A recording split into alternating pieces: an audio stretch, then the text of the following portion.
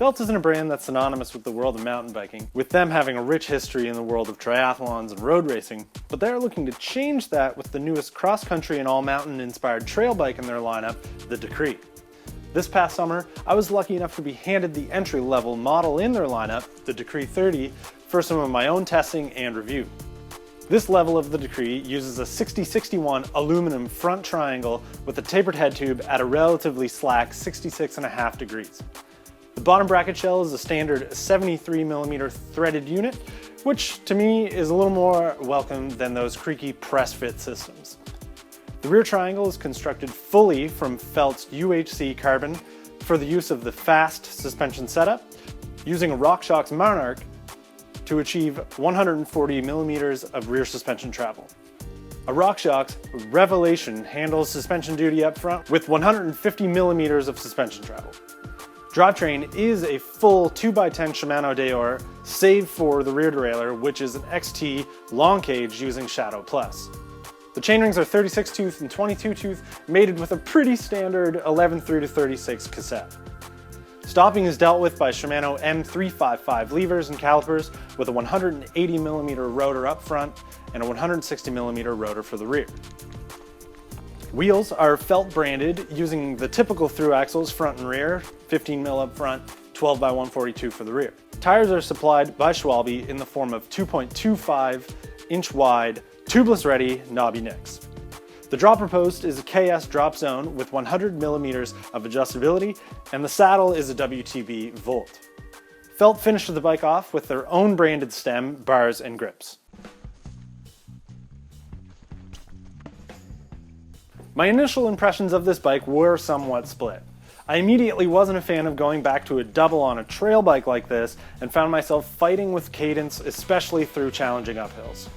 To combat this, I tried my best to leave the chain on the big chainring and deal with the harder gearing.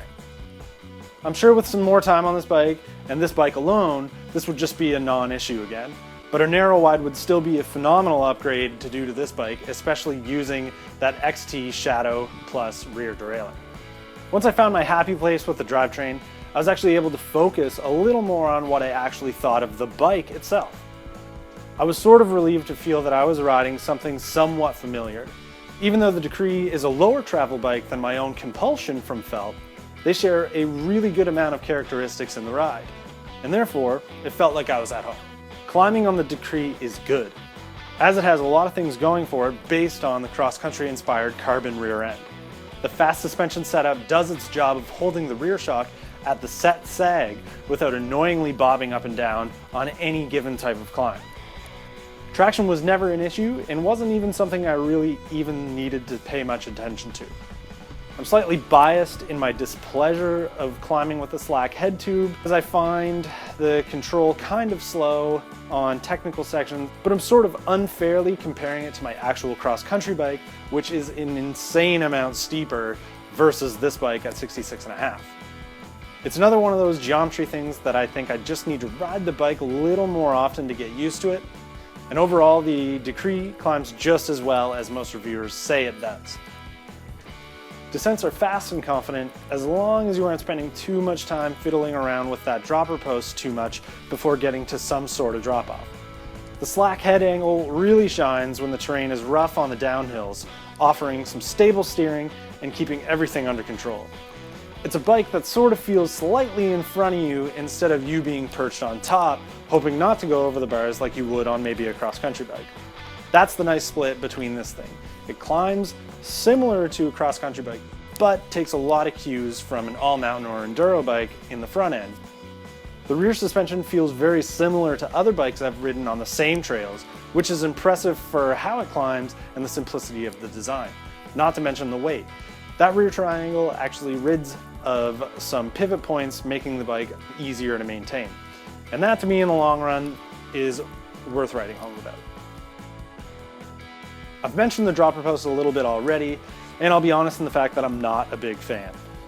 Pulling a hand off the bars to grab a lever under the saddle almost became a liability more than a benefit in some cases.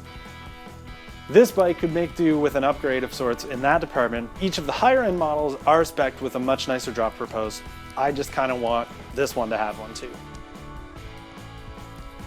I mean, overall, I'm really impressed with this bike. However, I personally wouldn't be leaving it as is. But the minor changes I would make are somewhat trivial when I really look at it.